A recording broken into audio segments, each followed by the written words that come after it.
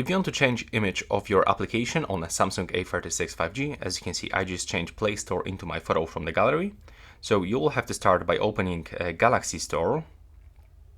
Then you will have to click on Apps, and in the right upper corner, go to Search and input Good Lock Phrase. Then you will have to download this application from Samsung and open it. Now just wait for a few seconds. Right now you have to go to the plugins and find Theme Park. After a few moments, we will be redirected. Go into Icon, and here you have to create the new icon style.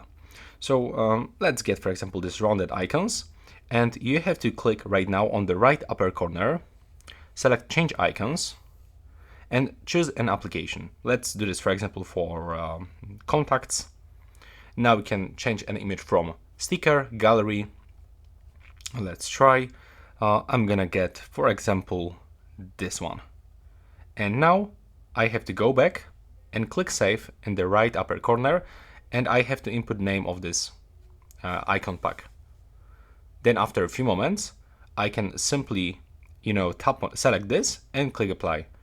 And now, when you open this application, as you can see, the icon has changed.